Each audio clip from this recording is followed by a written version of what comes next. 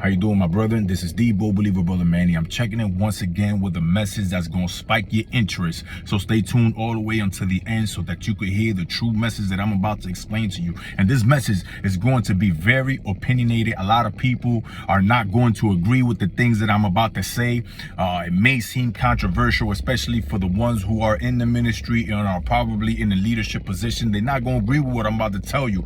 But I'm going to say it either way. I'm not going to apologize for my thoughts. And we're going to speak about offerings and tithings, and we see how the word has been distorted many times. But from a biblical standpoint, we see that Apostle Paul had many opportunities during the New Testament as he wrote to the churches. He wrote these epistles, and he never, not once, spoke about tithing and offerings. And there's a big reason behind that. That reason, we'll leave it up to God to explain to each and every one of you through spiritual discernment. But on my standpoint and point of view, I took the liberty of taking some calculations and some math. So stay tuned all the way until the end because you need to hear this message. We all know that the most awkward moment in the service when you're in church is the moment where they ask for the offering. We know that. You've been there, I've been there. The most awkward moment, especially if you're not in a situation or in a financial situation to be able to give.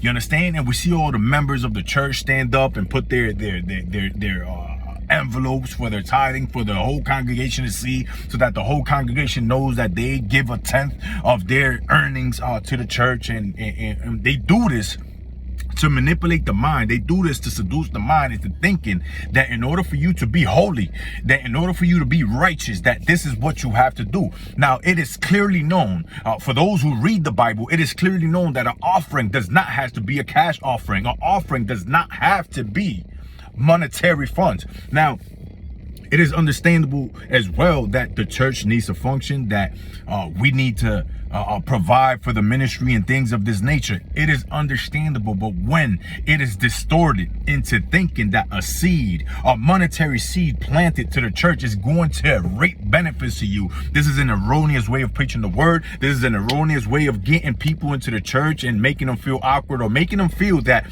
if you plant $1, you're going to get 100.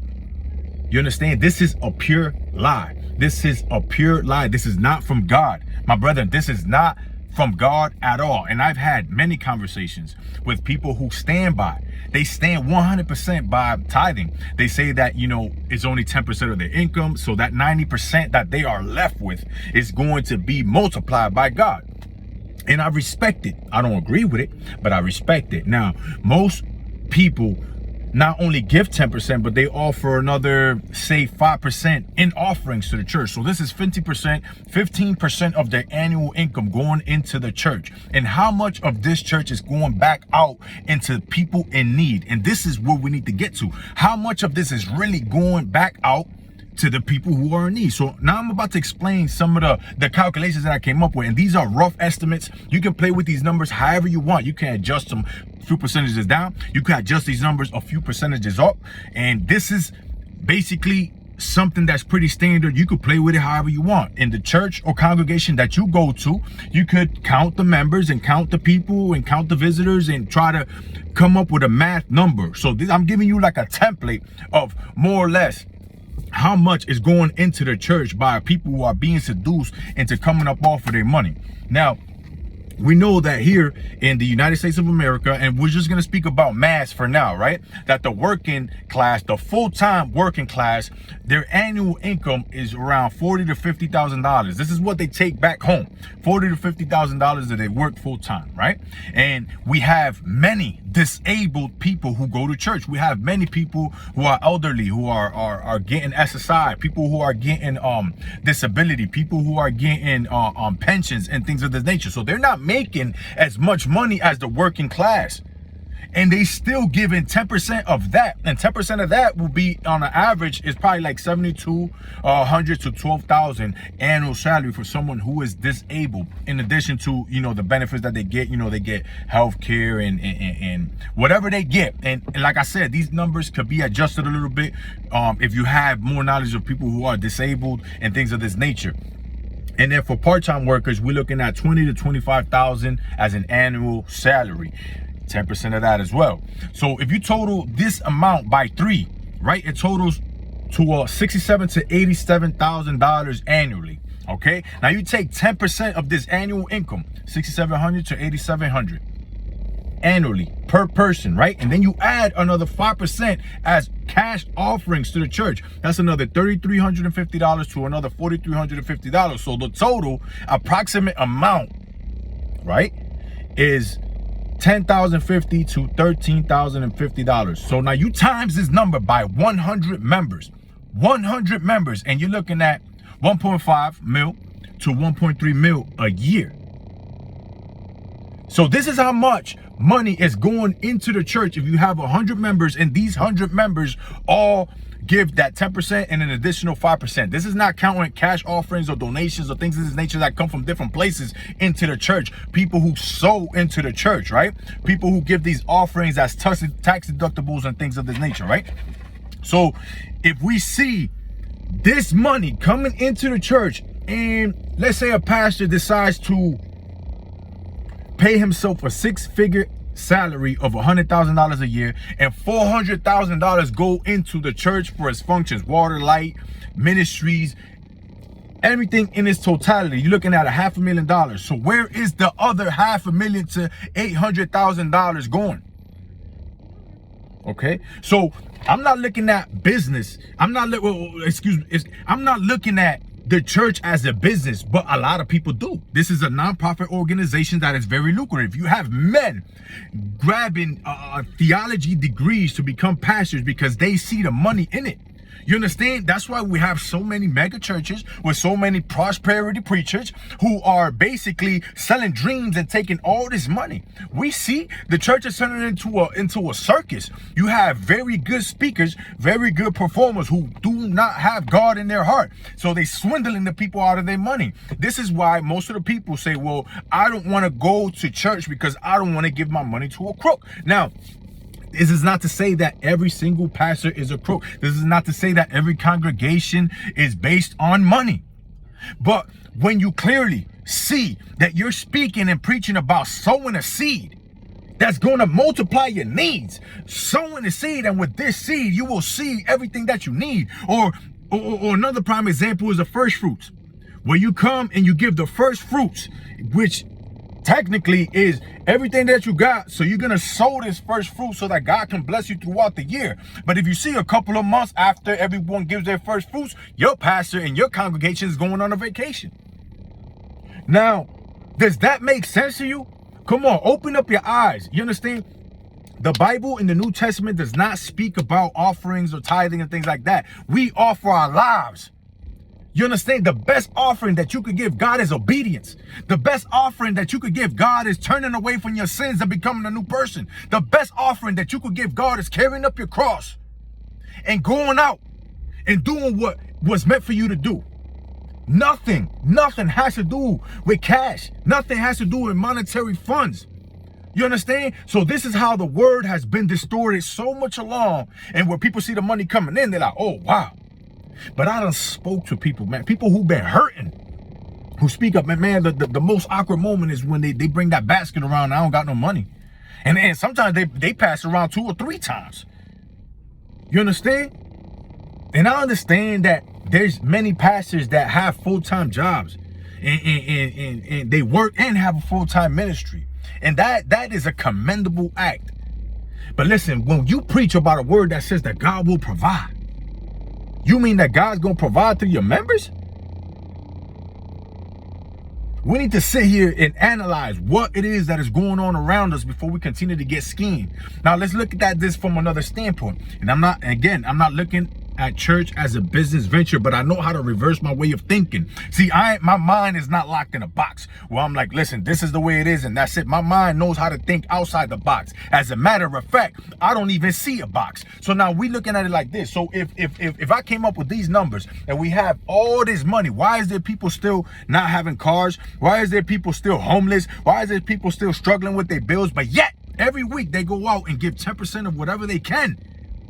And I know that a lot of people don't do this. I know that a lot of people give half or whatever God placed in their heart. I know some people are not able to give. And I know that some people struggle and don't ask for help. But as a church, as a leader, as a pastor, you should know what your flock is in need of. You should know what your flock needs at all times. Okay? If someone is coming to late, if someone is coming to church late all the time, it might be a reason this person probably doesn't have transportation. There's many churches who don't even provide transportation. Some do, but some don't. But listen, I am a firm believer that we are not meant to be broke and defeated. Now, I don't preach anything about prosperity. I speak about goals and things of this nature, but at the end of the day, we sacrifice our lives for the gospel, okay? But we are not meant to be broke and defeated. And how else can we become prominent members of our society, right? If the money that's going into the church is being kept by other people instead of funneling that right back to your members. Listen, with $500,000 to $800,000, the church could buy probably 2 or 3 houses a year for one of their members. So they don't have to be stuck in housing, in Section 8 and things of this nature. Okay? Now, if you got a member that's coming in a 1990s car, you mean to tell me you can't come up $10,000, $15,000 out of that money and buy them a new car? $20,000? Buy them a new car so that they can transportate, so that they can transport to church and back and to do the things that they need to do? So when everything comes down to money, and how much money are you bringing into the church, but how much of that money is coming back out to the people that need it? And we see the origin where Abraham gave King Melchizedek a tenth of his spoils. And we see how the 11 tribes gave 10% to the tribe of Levi because they worked the temple. Because that family worked the temple. That was the 10%. Now you will have people to say, well, it's the law. It's the law. You have to pay the 10%. You have to hold the Sabbath. Yet all these guys that speak about holding the Sabbath do not hold the sabbatical year. Because you so-called need to own land. Nah. You follow the law or you don't. You can't follow portions that seem convenient to you. You understand? Now, we have people going to college, becoming pastors, self-made pastors, for the simple fact that they see the lucrativeness. They see a church as a business venture that's lucrative. You don't pay taxes. It's a non-profit organization. It's a way to come up. We see this all the time. We see this all the time where people preach all these fake messages based on one little portion of the Bible to make you feel good, but they're not going to speak to you about hell. Oh, they don't want to speak to you about hell and what's going to happen when you sin, if you die in sin. So we need to be aware of what we're going to do. Are we going to continue to let someone swindle us? What are you going to do? What are you going to do? Because you can honestly give that 10% to some family that's in need. Especially if your pastor's wearing $800 sneakers. You know, I can name, there's about 20, 25 pastors that I Googled that wear the latest. They have $20,000 man bags. Sneakers that they donated that be like $2,500 that someone donated to them. But why was this donated? Because you're afraid. Now you're promoting $2,500 sneakers to a church that you're taking 10% out of. Now, if a youth is in your congregation and he's looking at you, the pastor, the leader, the one that he's supposed to follow in his steps. Now, don't misinterpret. We need to follow in Jesus' steps. But when people have a leader, right? You most likely are under that leader. So if you have a good leader, that leader is going to take you into the steps of Jesus Christ. But if you don't, and you have a leader that's wearing $15,000 worth of gear every time he steps on the stage, what do you think the youth is going to look at you like? How can I get those sneakers? How can I dress like the pastor? So if you have enough money to not resell those $2,500 sneakers, if you have enough money to wear a $3,000 t-shirt, then why are you still collecting 10%? That means that you could self-fund your church. You could self-fund your ministry. And this all goes out to all these mega pastors and all these pastors that continue to preach this message that by planting a seed, God, by planting a cash seed, God is going to multiply that. I heard this many times. El dador alegre, el Señor lo bendice. They put these songs when it's offering time. They put reggaeton music on, so everybody starts dancing, reggaeton music, and giving their money away. And the pastor's like, yeah, let me get that. Everybody's like, yeah, bang, gone. Your money gone. She going on. She or he, they going on vacation with that money. You understand? I know a lot of people not gonna agree with this. It's pretty controversial. You're like, come on. I done spoke to people that said it's a sin to not give 10%. Oh, that's between you and God. That God's gonna punish you if you don't do this. God's gonna punish you if you don't do that. You have people that tell me that I'm not righteous because I wear my hat backwards, and they wear, ties at all times, and they clean shaven, and the women don't shave their legs, but they perfectly able to work and they collect SSI. I mean, I could go on and on with this, but it's not to bash my brethren. I could go on and on with all these stories, my brethren. But at the end of the day, we all fall short of God's glory. None of us are perfect.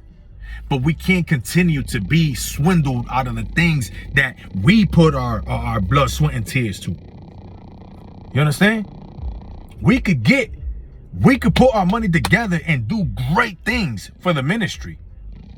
But when you give into one ministry, and that ministry is living 100 times better than you, while you struggling to pay your bills, they putting money in their account, investing all the money, buying properties.